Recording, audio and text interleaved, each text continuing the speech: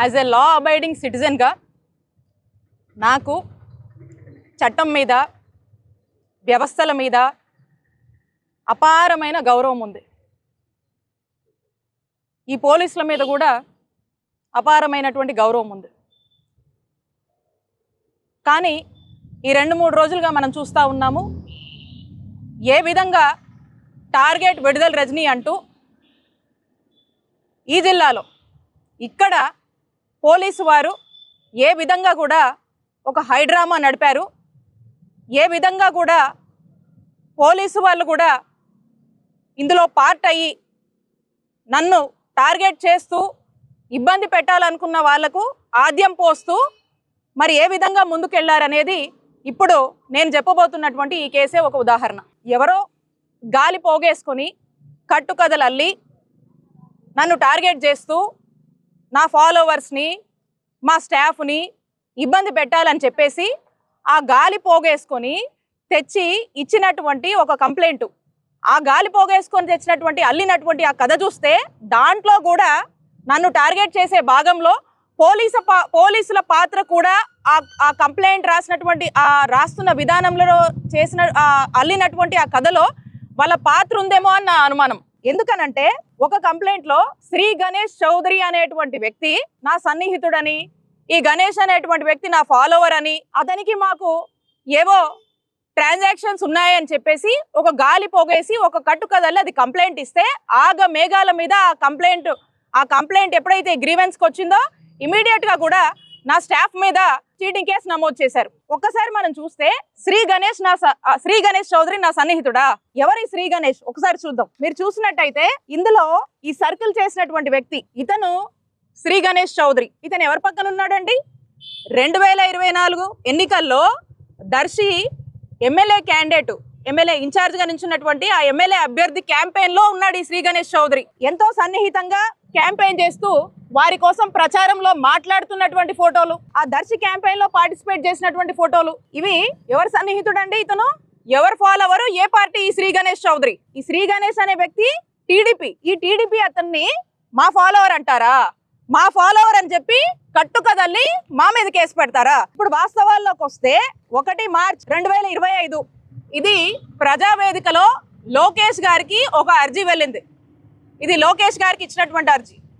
ఈ అర్జీలో ఏమని ఉందంటే, చంద్రగిరి శ్రీనివాస్ రెడ్డి అనేటువంటి వ్యక్తి, ఇది ప్రకాశం జిల్లా దర్శిలో ఇచ్చినటువంటి ఈ అర్జీ. ఇందులో ఏమనంటే, జాబ్స్ ఇప్పిస్తానని ఈ బత్తుల శ్రీ గణేష్ అనేటువంటి వ్యక్తి చిలకలూరుపేట నివాసి 35 లక్షలు తీసుకున్నారు, మాకు న్యాయం చేయండి అని ఒక కంప్లైంట్.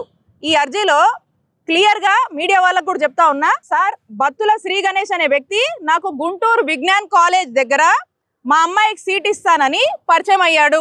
నేను పత్తిపాటి పుల్లారావు మంత్రి గారి దగ్గర ఉంటానని చెప్పి అతను ఉద్యోగం ఇప్పిస్తానని చెప్పి మా దగ్గర 35 లక్షలు తీసుకున్నాడు ఈ శ్రీ గణేష్. తీసుకొని 10 సంవత్సరాలైంది. ఈరోజు మనం మాట్లాడుతున్నాము 2025. 10 సంవత్సరాలంటే 2015లో ఏ పార్టీ అధికారంలో ఉంది? ఇతను స్పష్టంగా చెప్తున్నాడు, పత్తిపాటి పుల్లారావు గారి ప్రధాన అనుచరుని, సన్నిహితంగా ఉంటానని చెప్పి ఈ కంప్లైంట్లోనే రాశారు. ఎవరైతే కంప్లైంట్ ఇచ్చాడో ఆ కంప్లైంట్ ఇచ్చిన అతను మొన్న మార్చి 2025లో ఈ గవర్నమెంట్ వచ్చాకే దర్శిలో ఇచ్చినటువంటి ఈ కంప్లైంట్లో 10 సంవత్సరాలు అయిందంట పత్తిపాటి పుల్లారావు అనుచరుని, ఫాలోవర్ని అని చెప్పి మరి 35 లక్షలు తీసుకున్నాడని చెప్పి ఒక కంప్లైంట్ ఇచ్చారు. ఇక్కడెక్కడా కూడా మా పేరు లేదే. ఎవరు అనుచరుడని చెప్తున్నారు? ఈ శ్రీ గణేష్ అనే వ్యక్తికి మాకు ఎటువంటి సంబంధం లేదు. మాకు కానీ, మా సిబ్బందికి కానీ, మా ఫాలోవర్స్ కానీ, మా నియోజకవర్గ ప్రజలను అడిగితే చెప్తారు ఈ శ్రీ గణేష్ ఎవరు, ఏ పార్టీ, ఎవరితో సంబంధాలు ఉన్నాయనేది. మాకు సంబంధం లేదు. మా పార్టీ కానటువంటి వ్యక్తిని ఏదో ఒక కట్టుకథల్లి ఆ కట్టుకథలో నన్ను టార్గెట్ చేసేందుకు సంబంధం లేనటువంటి ఈ శ్రీ గణేష్ పేరుతో ఎవడో గాలికి ఒక కంప్లైంట్ ఇస్తే దాంట్లో మా మీద కేసులు పెడతారా? దీంతో పాటు ఇంకోటి కూడా చూపిస్తాను మీకు.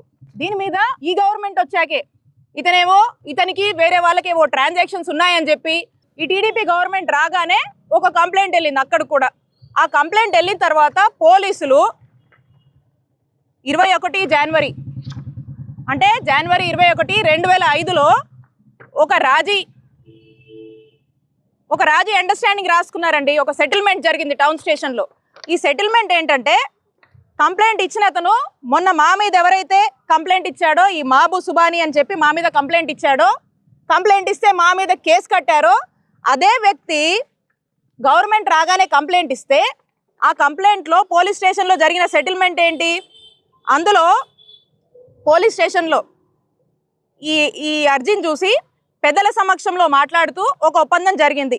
అది 1 మార్చి 2025కి పార్టీ ఏదైతే ఈ బత్తుల కుమారస్వామి, బత్తుల శ్రీ గణేష్ చౌదరి ఉన్నారో, వీళ్ళు ఈ మాబు సుబాని అనేటువంటి వ్యక్తికి ఏదో ట్రాన్సాక్షన్స్ ఉన్నాయని చెప్పి దాంట్లో భాగంగా సెటిల్మెంట్లో 6 లక్షలు ఈ శ్రీ గణేష్ అనే వ్యక్తి ఆ మాబు సుబాని వాళ్ళకి ఇవ్వాలని చెప్పి ఒక సెటిల్మెంట్ జరిగి దాని మీద అండర్స్టాండింగ్తో ఒక పత్రం రాసుకున్నారు.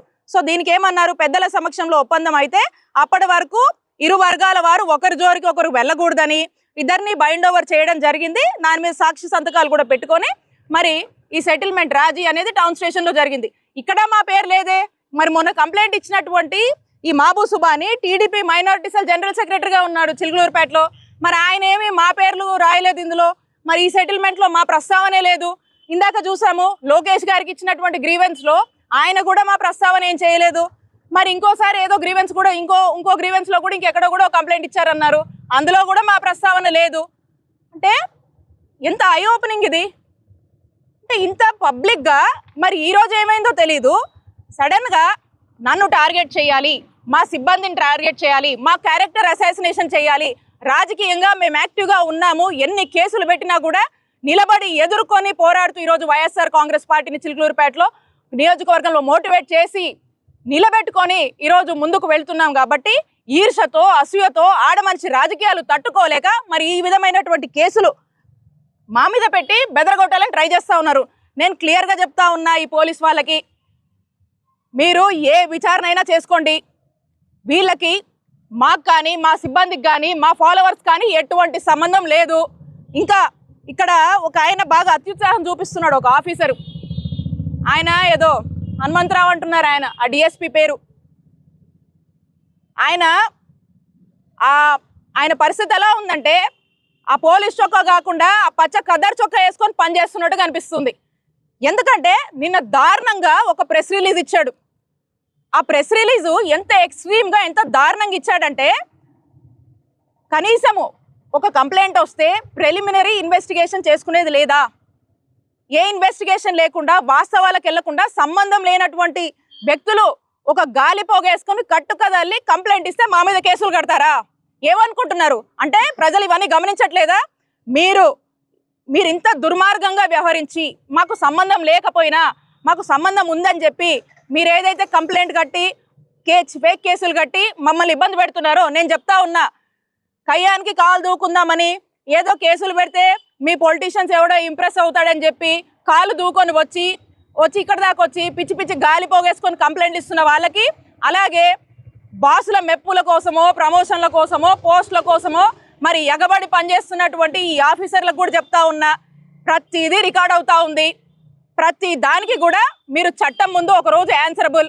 నేను ఖచ్చితంగా చెప్తా ఉన్నా, మీ ఎవ్వరిని వదిలిపెట్టను.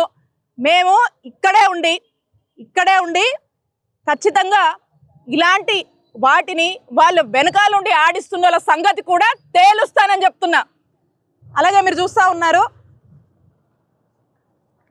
ఇక వాస్తవాలకు వస్తే ఈ పోలీసుల పరిస్థితి ఎట్లా ఉందంటే, ఈ పోలీసుల పరిస్థితి జిల్లాలో కానీ నియోజకవర్గంలో కానీ వీళ్ళది ఏంటి సిద్ధాంతం అంటే, వీళ్ళ యూనిఫామ్లోనేమో 3 సింహాలు ఉంటాయి, పనిచేయడానికే ఉన్నారు.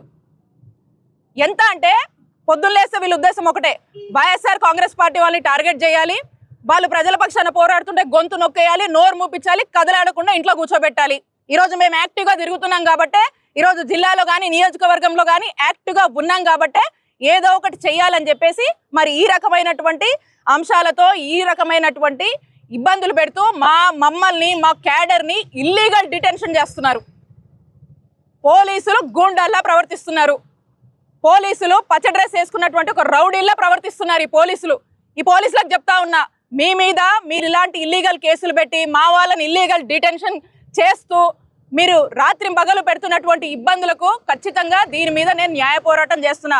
డిఎస్పీ గారు మీకు కూడా చెప్తా ఉన్నా, మీరేదో ఏదేదో అనుకుంటున్నారు కదా, మీరు చేసింది తప్పు. నిన్న మీరు మా క్యారెక్టర్ అసాసినేషన్ చేశారు.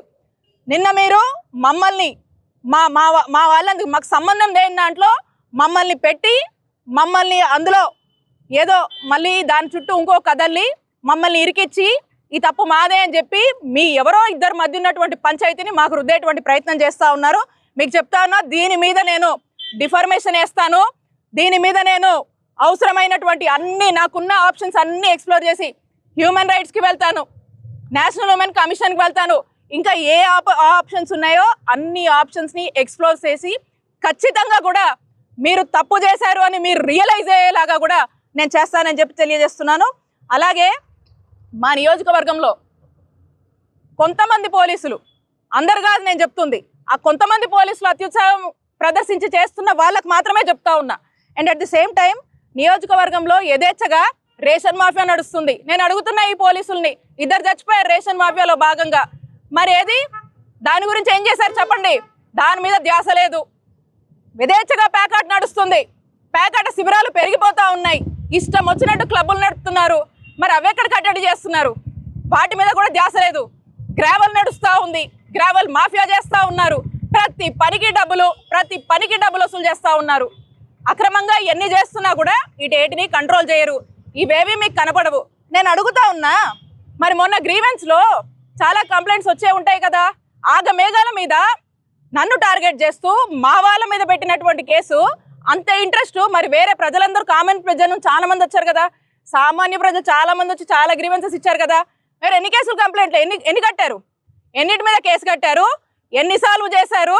ఎన్నిటి మీద ఏం స్టేటస్ ఉంది చెప్పండి. అంటే ఇది కావాల్సుకొని ఒక పొలిటికల్ వెండెట్టాతో చేస్తున్నారు కాబట్టి ఇమీడియట్గా అలా కంప్లైంట్ రావడము, వాళ్ళని మీరే పంపిస్తారు, మళ్ళీ కథ మీరే రాస్తారు, మళ్ళీ కేసులు మీరే పెడతారు, మీరే ప్రెస్ నోట్లు ఇస్తారు, మీరే ప్రెస్ రిలీజ్ చేస్తారు. ఎవరి జీవితాలు నాశనం చేద్దాం అనుకుంటున్నారు? నేను చెప్తా ఉన్నా, ఇది మీరు చేస్తుంది తప్పు.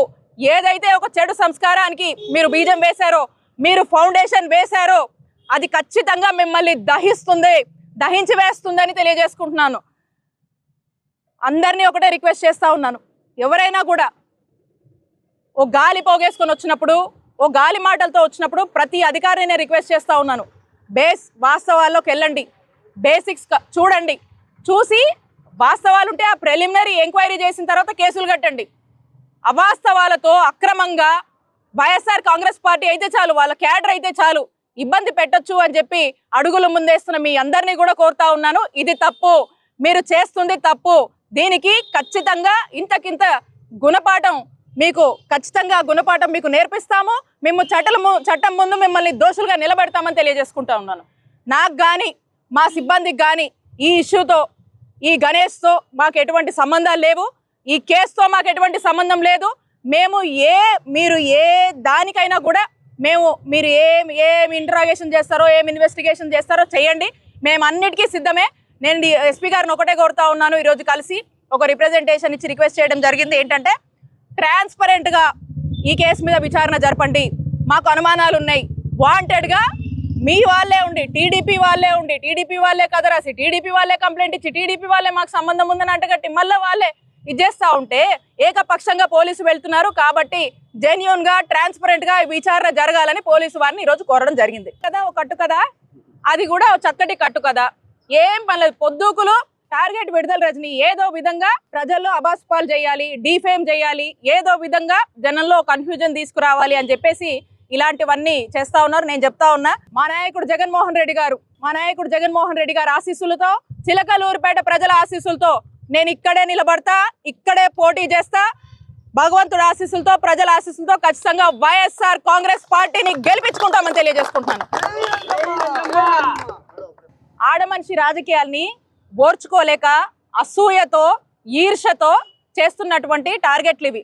అయినా చెప్తా ఉన్నా, అయితే ఆడమనిషిని కావచ్చు, కానీ ఇదే చిలకలూరుపేట నియోజకవర్గంలో ఈ కంచుకోటని బద్దలు కొట్టి 2019లో మా నాయకుడు ఆశీస్సుల వల్ల, మా జనం ఆశీస్సుల వల్ల వైఎస్ఆర్ కాంగ్రెస్ పార్టీ జెండా ఎగరవేశాం. టైం వచ్చినప్పుడు మళ్ళీ ఇదే రిపీట్ అవుతుంది, గుర్తుపెట్టుకోండి. మీరు చేస్తున్న అన్నిటికీ అన్ని రికార్డ్ అవుతున్నాయి, ఇంతకింత అనుభవిస్తారు అని హెచ్చరిస్తున్నా. ఇప్పటికీ మీరు చూసినట్టయితే నా మీద 7 కేసులు పెట్టారు. 7 కేసులు పెట్టినా ధైర్యంగా, దమ్ముగా తిరుగుతుంది. ఎక్కడా ఆగట్లేదు అని చెప్పి ఆఖరికి ఎస్సీ ఎస్టీ కేసు కూడా నా మీద పెట్టారు. ఎన్ని కేసులు పెట్టినా కూడా న్యాయపరంగా నేను ఎదుర్కొన్నాను, నేను పోరాడాను. ఇంకా ఎన్ని కేసులు పెట్టినా కూడా నేను నిలబడతాను, ధైర్యంగానే నిలబడతాను, ధైర్యంగానే నియోజకవర్గంలో తిరుగుతాను. మీరు ఎన్ని పెట్టినా కూడా న్యాయపరంగా నేను పోరాడి ఖచ్చితంగా మేము ధైర్యంగా ఉంటాము.